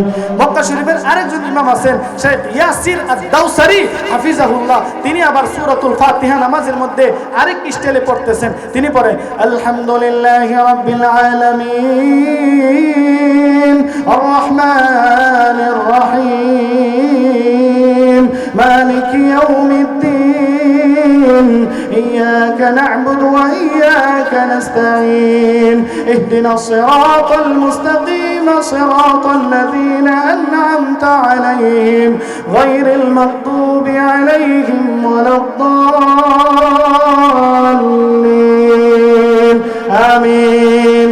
মক্কা শরীফের আরেকজন ইমাম আছেন শেখ আব্দুল আজিজ বান্দার আল বালিলা হাফিজাহুল্লাহ, তিনি আবার নামাজের মধ্যে সূরাতুল ফাতিহা তেলাওয়াত করতেছেন ভিন্ন স্টাইলে, তিনি পড়তেছেন আলহামদুলিল্লাহি রাব্বিল আলামিন আর রহমানির রহিম মালিকি ইয়াউমিদ্দিন ইয়্যাকা না'বুদু ওয়া ইয়্যাকা নাস্তাঈন اهدنا الصراط المستقيم صراط الذين أنعمت عليهم غير المغضوب عليهم ولا الضالين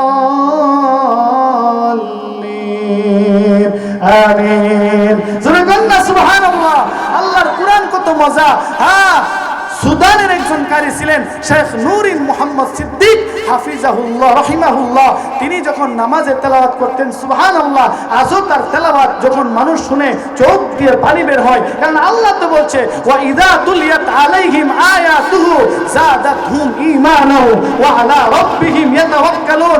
আল্লাহ তো বলেছেন আমার কোরআন যখন মুমিনের সামনে তেলাওয়াত করা হবে, মুমিনের দিল সম্পৃক্ত হয়ে যাবে, মুমিনের দিল নরম হয়ে যাবে, মুমিনের চোখ দিয়ে পানি বের হওয়া শুরু হবে, মুমিন আল্লাহর ভয়ে নিজেকে একদম গুটিয়ে নেবে। সুবহানাল্লাহ। তিনি যখন তেলাওয়াত করতেন দিল বেকরার হয়ে যাইত। তিনি কত সুন্দর তেলাওয়াত করতেছেন, আলহামদুলিল্লাহি রাব্বিল আলামিন আর রহমানির রহিম মালিকি ইয়াউমিদ্দিন ইয়াকা না'বুদু ওয়া ইয়াকা নাস্তাঈন ইহদিনাস সিরাতাল মুস্তাকিম সিরাতাল লাযীনা আন'আমতা আলাইহিম গায়রিল মাগদুবি আলাইহিম ওয়ালাদ-দাল্লিন। সুবহানাল্লাহ। আজকে আপনি আমি মুসলমান, সেই কোরআন আল্লাহ দান করছে। আজকে যুবক তুমি কোরআনের মর্যাদা বুঝো না, কোরআনের আজমত বুঝো না, কোরআনের আকর্ষণ বুঝো না। আল্লাহর কোরআনের এমন পরিমাণের আকর্ষণ, এই কোরআন যখন তেলাওয়াত করা হবে যে পড়বে তার কাছে ভালো লাগবে, যে শুনবে তার কাছে ভালো লাগবে, বরং কোরআনের আকর্ষণ দিন দিন কমে না, বাড়তেই থাকে, বাড়তেই থাকে, বাড়তেই থাকে। বাবা বলেন ঠিক কিনা? আল্লাহ নবী যখন কাবা ঘরের সামনে পড়তেন তখন কোরআন শরীফ পড়লে এমন ভালো লাগতো। আল্লাহ নবী বলতেছেন ألم نجعل له عينين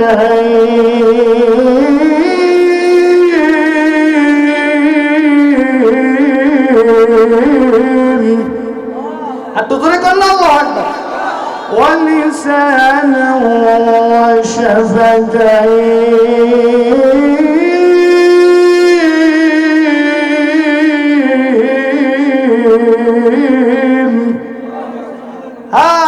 মিশরের কারি ছিলেন আব্দুল বাসেত আব্দুল সামাদ রাহিমাহুল্লাহ। তিনি যখন এক কনফারেন্সে তেলাওয়াত করতেছিলেন, লাফ দিয়া দাঁড়াইয়া 10 থেকে 12 জন খ্রিস্টান কালিমা পড়ে মুসলমান হয়ে গেছে। তিনি যখন সূরাতুর রহমান তেলাওয়াত করতেছিলেন, আল্লাহু আকবার কবীরা, এত সুন্দর করে আল্লাহর কোরআন যখন পড়তেছিলেন মনে হচ্ছে আল্লাহর কোরআন যেন নাযিল হচ্ছে। দুরকম ঠিক কিনা? আর রহমান আল্লামাল কুরআন খলাকাল ইনসান আল্লামাহুল বায়ান।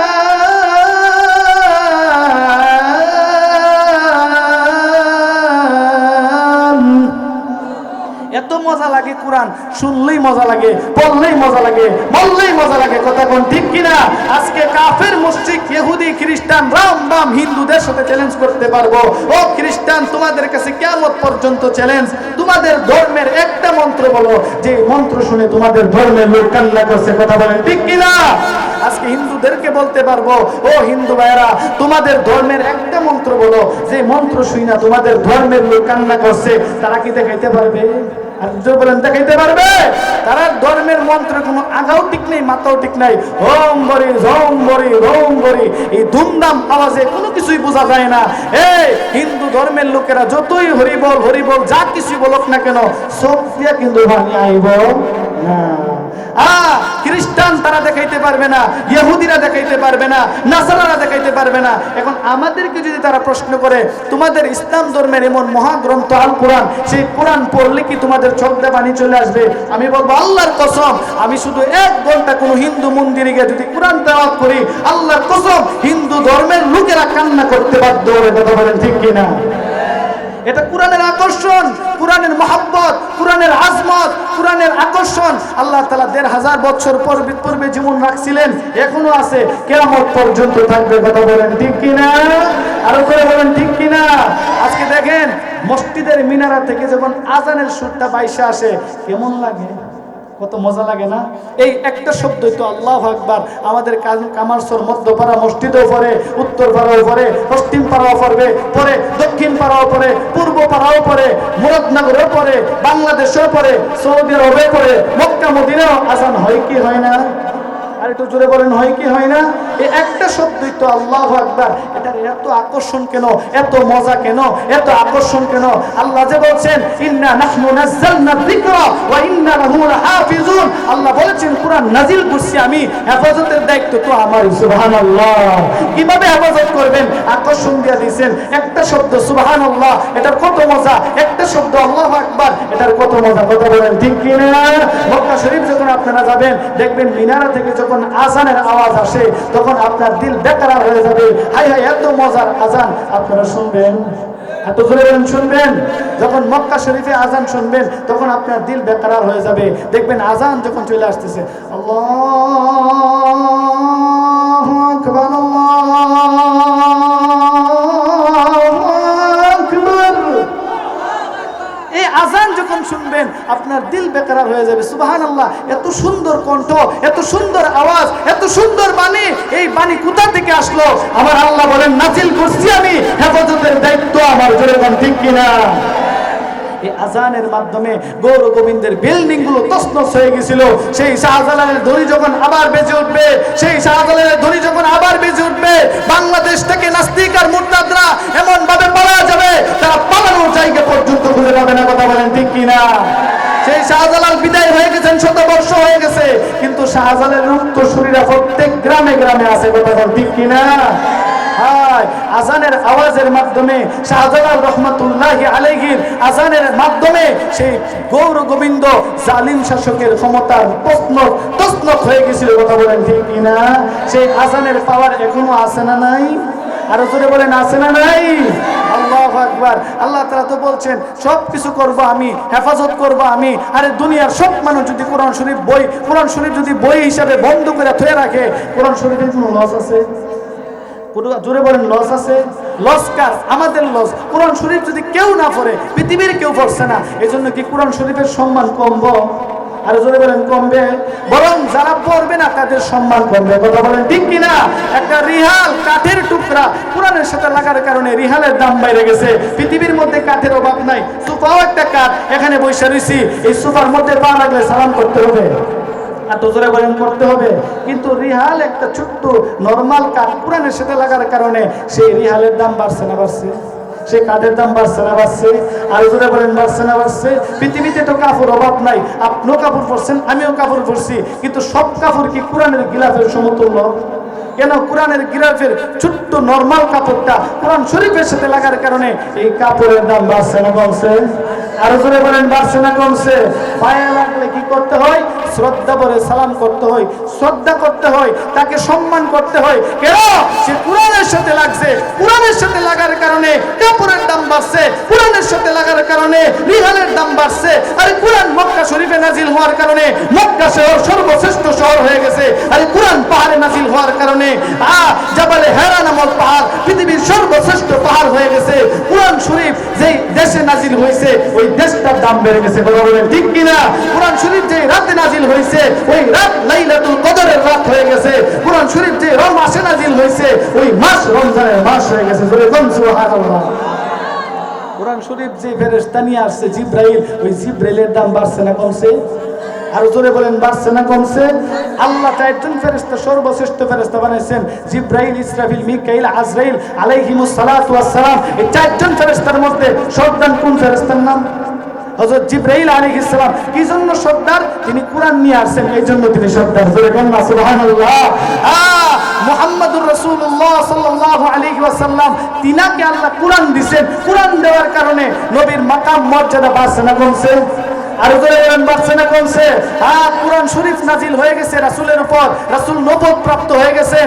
এখন আর তিনি নবী না, বরং তিনি রাসূল হয়ে গেছেন। তিনার উপর মহান দায়িত্ব চলে আসছে। তিনি সেই কোরআনের বাণী প্রচার করছিলেন মক্কাতে, পৃথিবীর প্রান্তে প্রান্তে পৌঁছে দিয়েছেন কে? আল্লাহ পৌঁছে দিয়েছেন। ইব্রাহিম আলাইহিস সালাতু ওয়াস সালামকে আল্লাহ বলতেছে, ইব্রাহিম তুমি কাবা ঘরের ওই পাশে জাবালে কুবাইস নামক পাহাড়ে একটা আযান দাও, আমি তোমার আযান পৌঁছে দিব। ইব্রাহিম আলাইহিস সালাম বলতেছে, ও আল্লাহ আযান তো দিব, মুসল্লি পাবো কই? মুসল্লি তো নাই, আযানের আওয়াজ তো এই এলাকাতেই থাকবে, এলাকার বাইরে যাবে না। আল্লাহ বলে আযান দেওয়ার দায়িত্ব তোমার, পৌঁছানোর দায়িত্ব আমার। জোরে বলেন সুবহানাল্লাহ। নবী ইব্রাহিম আলাইহিস সালাম আযান দিবেন, আযান দেওয়ার কারণে সেই আযানের আওয়াজ শুনে যত মানুষ লাব্বাইক লাব্বাইক লাব্বাইক আল্লাহুম্মা লাব্বাইক বলছেন, আল্লাহ রাসূল বলেন প্রত্যেকটা মানুষ দুনিয়াতে আসার পরে কোনো না কোনো এক সময় উমরা হজ বড় হজ করবে। জোরে বলুন সুবহানাল্লাহ। এমনকি ইব্রাহিম নবীর আজানের আওয়াজ রুহের জগতে আল্লাহ পৌঁছাইছেন, মার পেটের ভিতরে বাচ্চা, ওই বাচ্চার কানে আল্লাহ আওয়াজ পৌঁছাইছেন। জোরে বলুন সুবহানাল্লাহ। নবী ইব্রাহিম আলাইহিস সালাতু ওয়াস সালামকে আল্লাহ বলছেন, নবী ইব্রাহিম, ও পয়গম্বর ইব্রাহিম, নৌ বালু দিলাম, দিলে হাতের মধ্যে, এই বালুগুলো জমিনে ছিটিয়ে যাও। আল্লাহ জমিনে ছিটিয়ে দিলে কি হবে? আল্লাহ বলেন তুমি বালুগুলো জমিনে ছিটিয়ে দিবা, সেই বালুগুলো তামাম পৃথিবীর আলো সেখানে সে পৌঁছানোর দায়িত্ব আমি আল্লাহ। জোরে বলুন সুবহানাল্লাহ। আজকে ইসরাত জাহান নুসরাত মহিলা মাদ্রাসা, নূরে মদিনা মহিলা মাদ্রাসা, আজকে সেই মাদ্রাসার মাহফিলে আমরা বসে রয়েছি। হ্যাঁ, অনেকের অ্যালার্জি আছে, এত মাদ্রাসার দরকার কি, এত মসজিদের দরকার কি, এতলা প্রতিষ্ঠানের দরকার কি? আমি তাদেরকে প্রশ্ন করতে চাই, কোনোদিন দিয়ে কথা কইছেন না মুরাদনগর অতলা হাসপাতালের দরকার কি? কথা বলেন, কথা বলেন, কথা বলেন। কেউ তুই কথা কইছেন না কোম্পানিগঞ্জ ওতলা মিষ্টির দোকানের দরকার কি? ওগুলো হইলো তো সারে। কোম্পানিগঞ্জ ওতলা মানুষ দোকান ফাটলে বলেছে গেলে 2-4টা দোকান হইলো তো সারে। এই কথা তো কেউ কইছে না। আলি ওতলা মাদ্রাসার দরকার কি, এতলা মসজিদের দরকার কি? হ্যাঁ শুনেন, এখন এমন এক জমানা পার করতেছি যে জমানার মধ্যে প্রত্যেক ঘরে ঘরে মাদ্রাসা হওয়া দরকার। কথা বল ঠিক কি না?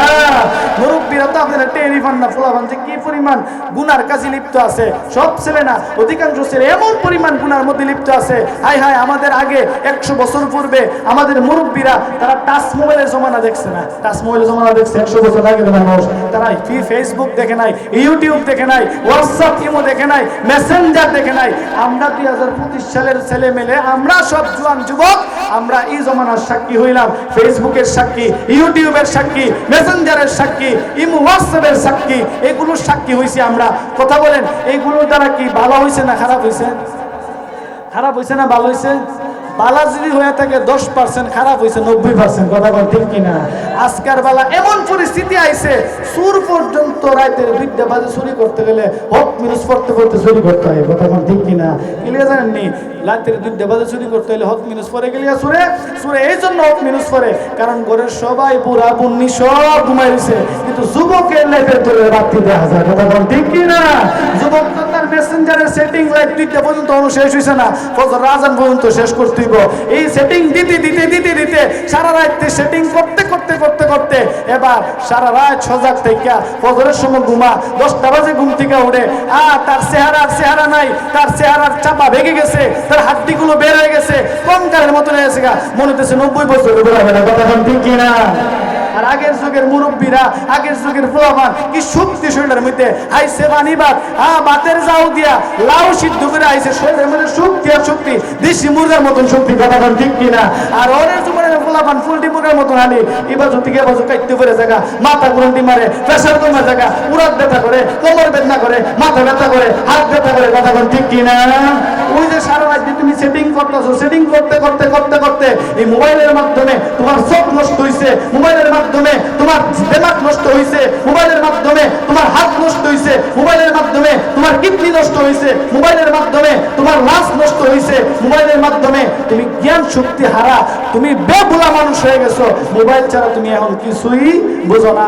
হাই হাই, এই মোবাইলের সাক্ষী আমরা হয়ে গেছি। যুবক ভাইরা, পা হাতের মধ্যে রেখা, পায়ের মধ্যে হাত রেখে আমি অনুরোধ করব, যুবক ভাই মোবাইলের গুণাটা কমায়া দেন। হ্যাঁ, মোবাইলের গুণাটা কমায়া দেন। মোবাইলের গুণা কইরেন না, কইরেন না, কইরেন না। আপনার পারলে আপনার মোবাইলের মধ্যে আপনি সামনে স্ক্রিন পেপারের মধ্যে রেখে দেন, আমি আল্লাহরে ভয় করি। ফেরেশতারা দেখতেছে, আল্লাহ পাক দেখতেছেন, ফেরেশতারা লিখতেছে, হাসরের ময়দানে জবাব দিতে হবে। হ্যাঁ, যখন একাকী থাকবেন শয়তান তো ওয়াসওয়াসা দিতেছে দিলের মধ্যে, গুনাহ করছ না, গুনাহ করছ না। আরে তোর কেউ নাই, তোর মা নাই, তোর ভাই নাই, তোর বোন নাই, তোর বিবি নাই, তোর সন্তান নাই, তোর নাতি নাতি কেউ নাই। আরে তুই একা ঘরের মধ্যে বসে দিছস, তুই গুনাহ করে তোরে বাধা দিব কেন? গুনাহ কইরালা, গুনাহ কইরালা, আল্লাহকে গুনাহ কইরালা। শয়তান করেছে গুনাহ করে, এই জন্য শয়তান তোমারে জাহান্নামে লয়ে যাওয়ার জন্য। কথা বল ঠিক কিনা? আল্লাহ যখন দুনিয়াতে আদম আলাইহিস সালাতু ওয়াস সালামকে যখন আল্লাহ তাআলা বানাইছেন, বিশাল বড় 60 জিরাআন, 60 হাত লম্বা, 7 হাত প্রশস্ত আমাদের আব্বাজানের দেহ, আল্লাহ তাআলা সকল জান্নাতি বাসিন্দাদেরকে বলছেন আদমকে সেজদা করো। তখন মিস্টার ইবলিস সেজদা করছিল না? করছিল না? একটু জোরে বলেন, করছিল না? করছিল না? কেন করছিল না? ইবলিসের তো আমলের কোনো ঘাটতি ছিল না। ইবলিসের ইবাদতের কোনো ঘাটতি ছিল না। তাহাজ্জুদের নামাজ, জিকির, আজগার, কোরআন তেলাওয়াত, তাসবিহ, তাহলিল, দান, সদকা, তালিম, তরবিয়ত, আইরি আমল রে। এই আমলের কারণে আল্লাহ তুমি মুমিন কারে করেছে? শয়তানরে। তুমি মুমিন, তুমি ইমানদার, তুমি আউলিয়া, তুমি ওলি, তুমি গাউস, তুমি কুতুব, তুমি আমার বন্ধু, তুমি পবিত্র, কত টাইটেল তার আমলের কারণে আল্লাহ তাআলা এবার পরীক্ষা করতেছে। এতলা টাইটেল দিলাম তারে, আর এতলা ইবাদত বন্দি করলো, ৮০,০০০ বছর আমার ইবাদত বন্দি করলো। পৃথিবীর এমন কোন জমিন নাই যে জায়গার মধ্যে বিচ্ছা সেজদা দিছে না।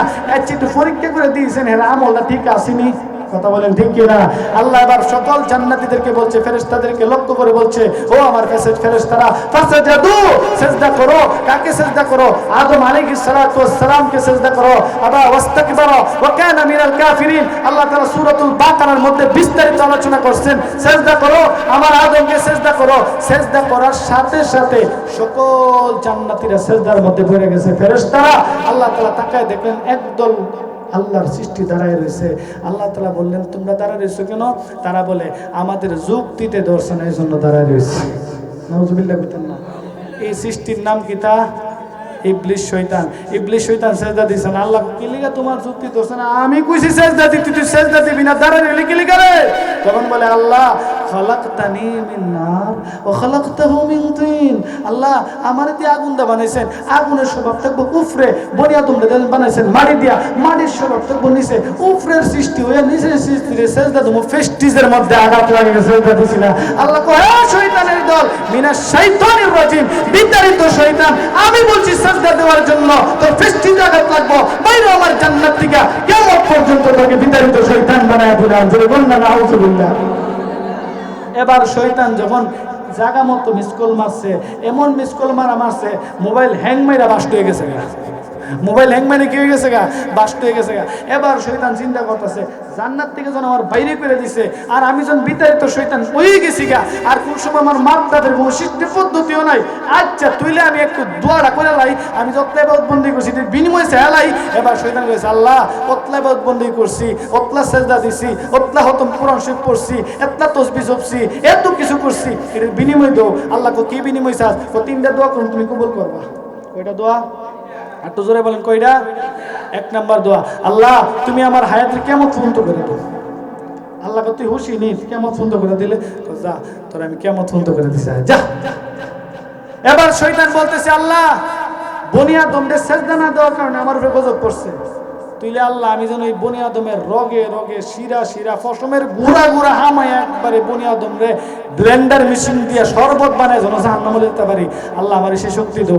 আল্লাহ কো যা তোর ফসমের গুড়া গুড়া ঢুকবার শক্তিও দিয়ে দিলাম। এবার ৩ নাম্বার দোয়া করে সেদিন, আল্লাহ পৃথিবীর এক প্রান্ত থেকে আরেক প্রান্ত বনি আদম বিমান দা যাইব, হেলিকপ্টার দা যাইব, রকেট দা যাইব, আমি তুই তা পাইতাম না। আমার এক প্রান্ত থেকে আরেক প্রান্ত মুহূর্তের ভিতরে পৌঁছাইবার সিস্টেম করে দাও। আল্লাহ কথা এটাও দিলাম। এলিগা কেউ সৌদি আরব গেলে শয়তান তালা রাতে যায়, সাথে সৌদি আরবের মিথ্যে সৌদি শয়তানও যাইতেছে। কেউ যদি আমেরিকা যা, শয়তান কিছু কিছু তালা ধরে যেতে পারবো, শয়তান তার সাথে আমেরিকা যাইব। যদি কেউ ইন্ডিয়া যা, শয়তান তার সাথে ইন্ডিয়া যাইব। কি লিগে? তো আল্লাহর সাথে ওয়াদা করেছে। এবার শয়তান ৩ ক্ষমতা পায়, আল্লাহ তোমার জালালিয়াতের কসম, তোমার শান-ও-মানের কসম, তোমার ইজ্জতের কসম, এই ৩ ক্ষমতা আমারে দিছো। আমি তোমার কসমটা একটা কইতেছি, এই ৩ ক্ষমতা দিয়া আমি তোমার বনি আদম রে, লক্ষ লক্ষ কোটি কোটি বনি আদম রে আমি একসাথে জামাত বাইন্দা জাহান্নামে ঢুকবো, বিভ্রান্ত করে দিব মানুষকে, পথ হারা করে দিব মানুষকে। তোমার বান্দা এসে এটা ভুলাই দিব বান্দাকে। আল্লাহ বলে, ও শয়তানের দল, জান্না রাখো, তুমি যেমন আমার কসম কাটটা এরকম প্রতিজ্ঞা করছো, শুনো আমি আল্লাহ কসম কাটতেছি, আমার শান-ও-মানের কসম কাটতে কই, আমার বান্দা যদি ৭০ বছর গুনাহ করে, ৮০ বছর গুনাহ করে, ১০০ বছর গুনাহ করে, আমার বান্দা যখন ফিরে আসবে, চোখের পানি ফালাইবে, কান্না করবে, তওবা করবে, আমার বান্দার আমি মাফ করে দেব। তো জোরে কন্যা সুবহানাল্লাহ, আরো জোরে কোন সুবহানাল্লাহ। বুঝলে শয়তান জিতলো না, হারছে। এই জন্য শয়তান কো মাহফিলে যায়ও না, পতলা মানুষ দোয়া করতেছে। এই যে 11টা 15 বাজেছে গা, নজরুলের রহমতের সময় একটু পরে সুরে যাব, আল্লাহ তাআলা ফতমাস মনে কইব, এই বান্দা বান্দি ওতলা চিলাচিলি করস, মুরাদনগর হাসপাতালের মধ্যে গিয়া বিজ্ঞানজাম করস, ওতলা কিছু করস, টিয়া নাই, পয়সা নাই, ওষুধ নাই, ফাতি নাই, এই নাই সেই নাই, কত অসুবিধা তোর, কতলা ঝামেলা। ওতলা ঝামেলা তোমার দরকার নাই, তুই শেষ তুইটা আমার কাছে চাস না, আমি তো তোর দিবার লিগা প্রস্তুত আছি। সুরে কন্যা সুবহানাল্লাহ। নজরুলের রহমতের সময় আল্লাহ কো আসুনি কোনো অভাবী, আসুনি কোনো ঋণওয়ালা, আসুনি কোনো অসুবিধাওয়ালা, আসুনি কোনো বিপদের মধ্যে পড়নেওয়ালা, আমার কাছে কইবা খালি একটু মিস কল দিবে, আমি কল ঘুরাবো। সুবহানাল্লাহ। আল্লাহ কো আমার একটা মিস কল দিবি, আমি তোর কল, তোর কল লাগতো না, আমি ঘুরাই দেবো তোর কল, আমি তোরে ডাক দেবো। এই জন্য যুবক যদি ডাক দে আল্লাহ 70 বার কো লাব্বাইক ইয়া আবিদি, লাব্বাইক ইয়া আবিদি, লাব্বাইক। ও আমার বান্দা বান্দি আমারে ডাকো কেন, ডাকো কেন, ডাকো কেন? বুড়া বেড়া সেজদার মধ্যে পড়ে কো সুবহানা রাব্বিয়াল আলা, আল্লাহ আর সুদ খাইতাম না। আল্লাহ কো তোর গড়গড়ি সুরেশ সুদ খাইবি কোন সময়? বুড়া কো যে সময় মৌতের সময় হয়ে গেছে গা, ইমাম সাহেব রে ডাকান, আমি একটু তওবা করে যাই। ইমাম সাহেব যখন আসছে বুড়া বেড়ার কানে কানে গিয়া কো, ও বুড়া বেড়া তুমি জীবনে যা কিছু করছো, ভুল করছো, অন্যায় করছো, তোমার অন্যায় থেকে তুমি তওবা করো। এবার বুড়া মানুষ তওবা করে, আর কোনোদিন জিনা করতাম না, গড়গড়ি সুরে আছে হারুতি পারে না, বেটা যার জিনা করতো না। কি বাটফারিটা ওই সময় করে, আল্লাহ আর গুনাহ করতাম না, পরের হক মারতাম না, নিজের হাওয়ার রোবর নেই, পরের হক মারবো কোন সময়? বেটা তো হুদাতি করতে না, বেটা আরেকজন হক মারবো কোন সময়? মানুষের কষ্ট দিতাম না, বেটা তো আরতি পারে না, কারে কষ্ট দিব? এই বাটফারি করে। আল্লাহ কো বান্দা বান্দি সবাই থাকতে ফিরে আসো। যুবক তোমার একটা সেজদা আল্লাহর কাছে কত দামি। রাসূল বলেন সিজদাতুন ওয়াহিদাতুন খায়রুম মিনাদ দুনিয়া। আল্লাহ রাসূল বলেন যুবক তোমার একটা সেজদা যদি এক পাল্লার মধ্যে রাখা হয়, আর 7 আসমান 7 জমিন যদি এক পাল্লার মধ্যে রাখা হয়, রাসূল বলেন যুবক তোমার সেজদার দামটা আল্লাহর কাছে বেড়ে যাবে। বলে বন্না সুবহানাল্লাহ। এই কপাল তুমি কার লিগা রাখছো? কার লিগা? এই কপাল কার জন্য রাখছো? এই কপাল তো আল্লাহ বানাইছে আল্লাহর সিজদা দেওয়ার জন্য। আজকে সেই কপাল মাজারের দরজা দিয়ে ঘষা, কথা কোন ঠিক কিনা? মাজারের মধ্যে গিয়ে ঘষা, মাজারের আগরবাতি মোমবাতির ঘষা, মহিলা মানুষ গর্ভবতী মহিলা পেটের মধ্যে মরার কো বাবা, বাবা গো এবারে বাচ্চাটা যদি ফুট নাও আমি তালাক হয়ে যাবো বাবা, বাবা গো বাচ্চাটা ফুট গিয়া দাও না, নাউজুবিল্লাহ কোন, নাউজুবিল্লাহ কোন করে কোন, নাউজুবিল্লাহ। হায় হায় হায়, আজকে মানুষ কত জানোয়ার হয়ে গেছে, কত আহ্বান হয়ে গেছে। ওই জানোয়ার আহ্বানগুলোর জ্ঞানের মধ্যে শয়তান ফসরাত করে দিছে। এই জন্য সে মহান আল্লাহ পালাইয়া গায়রুল্লাহর কাছে গেছে, রাসেসা ইমন গায়রুল্লাহর কাছে গেছে, মোর শাড়ি দিয়ে বেড়ার কবর বের দিয়ে রাখছে। মানে এমন কামদান কামড়া বেড়ারে জিন্দা থাকতে কামড়াইছে, ওর মরণের পরও কামড়া। এখানে তার ভক্ত অনুসারী কইছে বাবা মশার কামড় সহ্য করতে পারে না, এখানে মশারি দিয়ে বের দেয়। কথা বলেন ঠিক কিনা? আচ্ছা কবরের উপরে ফুল দিল, আগুন, গোলাপ ফুল, জবা ফুল, বেলি ফুল, এই ফুল সেই ফুল। আচ্ছা আপনাদের কাছে আমার প্রশ্ন, কবরের মাজারের মধ্যে ফুল দিলে এই কবরের বেড়া লাভ কি? তা এই ফুলের জ্ঞান কি বেড়া কবর হুনব? এই ফুলের জ্ঞান কি কবর যাইব? আচ্ছা কবরের উপরে আগরবাতি ধরা, মোমবাতি ধরা, লাভটা কি? তো ও মাজার পূজারি ভাই কেউ যদি থাকেন ফায়ে হাত দিয়ে কই রাগ করেন না, আমার প্রশ্নের উত্তর দেন। যদি সুন্দর উত্তর দিতে পারেন আমিও কাল্লার থেকে আপনার মাজারে গিয়ে সেজদা দেবো, ফুল দেবো, আগরবাতি দেবো। কথা কোন ঠিক কিনা? আমার এই প্রশ্নের উত্তরগুলো দেন। এই কবরের মধ্যে আগরবাতি ধরেছেন, লাভটা হয়েছে কি? একটা মোমবাতির দাম 10 টিয়া। কত মানুষ রাস্তা দেয়া হাইটটা জায়গা, গাড়ি নাই, ফকটে টাকা নাই, হ্যাঁ গাড়ি ভাড়া নাই, যেতে পারতেছে না, এবার ফকটে টিয়া নাই, এবার ফকটে টিয়া নাই, আপনি মনে মানছিলেন গেছেন মোমবাতি ফুরে আগুন দা ফুরে শেষ করবেন। এই যে এত কষ্ট করলেন, বছরে বছরে ফাঁকা করলেন, উরুস করলেন, বই সানলেন, গরু আনলেন, আচ্ছা এত কিছু করলেন, আপনার আম্মা বাজে শুয়ে রয়েছে কবরস্থান, কদিন গেছেন মা বাপের কবর? কথা বলেন ঠিক কিনা? শাহজালাল রহমাতুল্লাহ কইছে না তুমি গাড়ি সাজায় মহিষ লইয়া আমার ছেলে ডায়ো। শাহজালাল রহমাতুল্লাহ এই কথা কইছে না, কিয়ামত পর্যন্ত থাকতে পারবো, কোনোদিন সে পরিবর্তন হতে। গনিশার মাজার শুনছেন, গনিশার মাজার নাম শুনছেন না? এই গনিশার মাজারে আমার পীর ও মুর্শিদ ব্রাহ্মণবাড়িয়া বড় মাদ্রাসার বড় একজন আলেম, বড় একজন উস্তাদে মুহতারাম, আমার উস্তাদে মুহতারাম আল্লামা শামসুল হক সাহেব দামাত বারাকাতুহুম, হুজুর একদিন গনিশার মাজারের এলাকার মধ্যে মাহফিল ছিল। তো হুজুরের পীর সাহেবের মুখ থেকে বহুত গনিশার গুণকীর্তন, হ্যাঁ তার সময়ের ইতিহাস শুনছে। যেহেতু গনিশার যে সময় জিন্দা ছিল, হুজুরের পীর সাহেব ওই সময় জিন্দা ছিল। হুজুরে এই ঘটনা শোনার পরে হুজুরে বলতেছে যে আজকে যেহেতু তার এলাকার মধ্যে তার মাজারটা একটু দেখা দরকার। হুজুর এবার তার মাজার দেখতে গেছে। হুজুরে তো শীতের দিন জুব্বা লাগাইছেন, পায়জামা লাগাইছেন, মোজা লাগাইছেন, জুতা লাগাইছেন, সব লাগায় রুমাল টুমাল দিয়ে রেখে গণেশের মাজার ঢুকে গেছে একবার জুতা লয়া দিতে। জুতা লয়া যখন কবরের কাছে গিয়ে হুজুর ঘুরে ঘুরে দেখতেছে, রুমাল টুমাল আবার মুখ বাইন্ধে রাখছে। এরপরে একজন হাতে না পুরা তো কম হয়েছেন না, আকল বুঝে হয়েছে না, বাবার দরবারে জুতা লিয়েছেন কেন? বিয়ার তুমি তাড়াতাড়ি জুতা লয়া। হুজুরে দমক দিতেছে, সাথে আর ছাত্র আসতো শিখতে গেলে তোমরা আমি শিখতো না, আমি এর প্রশ্নের উত্তর দিতেছি। তোমার বাবার রোজা মেরে জুতা লিয়ে আইলে বিয়াদ্দ বিয়ে হ, তো তোমার বাবা যে ল্যাংটুয়ে বই আসতো সারাদিন, সারা পৃথিবীর সব, সারা বাংলাদেশের সব দোকান পাড়ে মিলে তোমার বাবার ল্যাংটা ছবি, এটার দ্বারা ইজ্জত জানা, তোমার বাপের কবরে জুতা লিয়ে দেবো ইজ্জত যা। এ ব্যক্তি এমন মাথা নোয়া নোয়াইছে আর কোনো উত্তর দিতে আসছে না। গোসল আপনি তাড়াতাড়ি ঘুরে যান গা, বুঝছি আমরা সেটা পারতাম না। এজন্য তাদের কাছে আমার প্রশ্ন, যদি ফুল দেওয়ার সিস্টেম থাকতো মদিনা শরীফ কি পরিমাণ ফুল হইতো? কন্যা কথা কন্যা, মদিনা শরীফ কি পরিমাণ ফুল হইতো? আচ্ছা, আমার সাধারণ জ্ঞানের প্রশ্ন আপনাদের কাছে, যদি ফুল দেওয়ার সিস্টেম সৌদি সরকার রাখতো, যে নবীজির রোজা কবরের উপরে নবীজির রোজা শরীফের উপরে ফুল রাখার সিস্টেম আছে, মানুষ কি ফুল রাখতো না? কলজা রেখে দিত, কলজা রেখে দিত না? ওই জায়গার মধ্যে গেল, ওই জায়গার মধ্যে গেলে তো কলেজাটা খুলে রেখে দিত। ওই জায়গার মধ্যে তো আগরবাতি ধরাইতো না, কলিজা নিয়ে ধরাই দিয়ে আসতো। ওই জায়গার মধ্যে মোমবাতি ধরাইতো না, কলিজা রাইখা দিয়ে আসতো, চোখ খুলে রেখে দিয়ে আসতো রাসূলের কদম মোবারকের পাশে। ওই জায়গার মধ্যে কোনো ফুল নাই, আতর নাই, গোলাপ নাই, উরুস নাই, কিচ্ছু নাই। আর তুমি 2 টাকার আজ্ঞা বাথরুম করে তুমি পানি ব্যবহার করছো না, প্রস্রাব করে পানি ব্যবহার করছো না, তোমার শরীরে সবসময় উল্লুক আর বাল্লুক আর পাড়ার গন্ধ করছে, তুমি মরে গেছো গা, তোমার নামে উরুস কইরা, বেগ বিস্কি দিয়া, খিচুড়ি দিয়া, বিরানি কইরা, খিচুড়ি কইরা, গরু জব কইরা, এত বড় মহা পবিত্র উরুস কইরা সব মানুষ তুমি জান্নাতে দিয়ে লেগা। এত সোজা আল্লাহর জান্নাতটা, এত সোজা আল্লাহর জান্নাতটা। হায় হায়। এজন্য এখন তো মানুষ পরিবর্তনের সময় আসছে, আসুন নিজেকে পরিবর্তন করি, নিজেকে পরিবর্তন করে আনি। এখন আর আগের জমানা নাই, মানুষকে ধোঁকা দিয়া বোকা বানাইয়া উরুস আর মাজারের নাম দিয়া মানুষের পকেটের টাকা পয়সা ছাপায় নিব, এই সুযোগ আর এখন বাংলাদেশে নাই। মানুষ এখন সচেতন হয়েছে, চালাক হয়েছে, অনেক সচেতন হয়েছে। হ্যাঁ, মদিনা শরীফ, আচ্ছা মদিনা শরীফে যারা, মক্কা শরীফ প্লাস মদিনা শরীফ, ওইখানের ইমাম সাহেবরা কি সাধারণ কোন ইমাম? ওইখানের ইমাম সাহেবরা কি সুড়ুমুড়ু আলেম?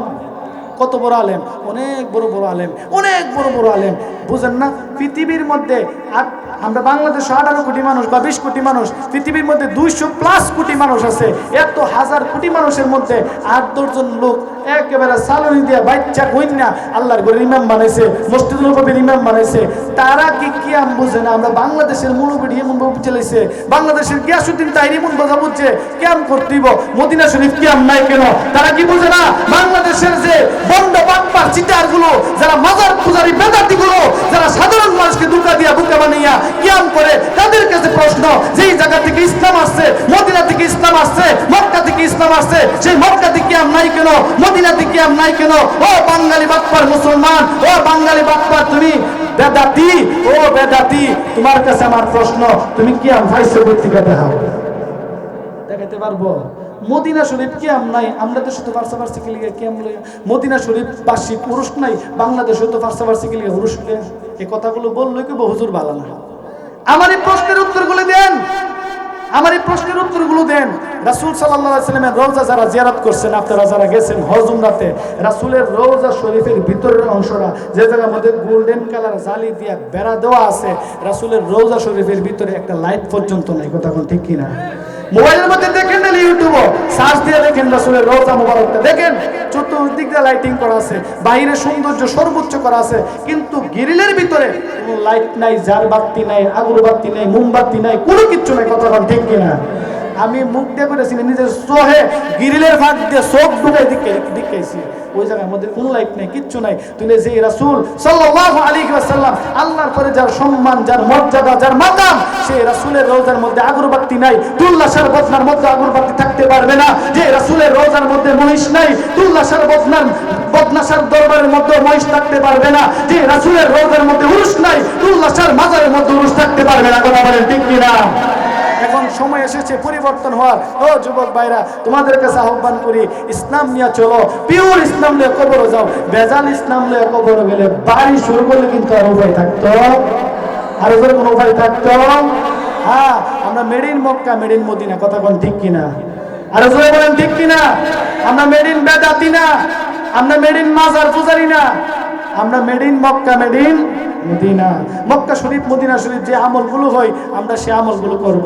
আল্লাহ তাআলা আমাদেরকে বেশি বেশি আমল করার তৌফিক দান করুক। এবং সর্বশেষ যে কথাটা, আজকের ইসরাত জাহান নুসরাত এই নূরে মহিলা মাদ্রাসা আজকে যিনারা প্রতিষ্ঠা করছেন আমাদের ইব্রাহিম ভাই, তিনার আব্বা জনাব শহীদ মিয়া সাহেব, তিনাদের অক্লান্ত পরিশ্রমে আজকের এক সুন্দর একটি জান্নাতের বাগান হয়েছে। আচ্ছা, যদি আজকে মহিলা মাদ্রাসা না থাকতো এখানে মধ্যে কি ওয়াজ মাহফিল হইতো? আরো জোরে বলুন, হয়তো? আপনারা এখানে আসতে পারতেন। ওয়াজ মাদ্রাসা থাকার কারণে এই উসিলা একটা ওয়াজ মাহফিল আয়োজন হয়েছে। এতগুলো উলামায়ে কেরামের চেহারা দেখছেন, কারণ উলামায়ে কেরাম হইল, রাসূল বলছে আল উলামাউ ওয়ারাসাতুল আম্বিয়া, আল্লাহ রাসূল বলছেন উলামায়ে কেরাম হইল নবীগণদের ওয়ারিস। জোরে বলুন সুবহানাল্লাহ।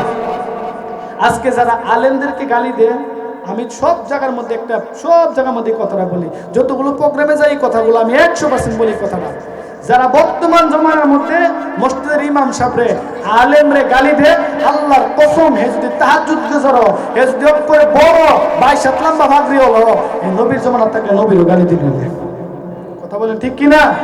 নবীর জমানা থাকলে হেও নবীর গালি দিত, মুনাফিকদের সাথে তাল মিলাইয়া, কাফেরদের সাথে তাল মিলাইয়া। এই জন্য প্রতিজ্ঞাবদ্ধ হন, জীবনে আর কোনোদিন যদি গালি দিয়ে থাকি, সুপ্পে হুজুরের কাছে মাপ চাইলাম, কোনো আলেমের গালি দিয়ে থাকলে, কষ্টতে থাকলে মাপ চাইলাম, হুজুর মাফ করে দেন, ভুল করে লেছি।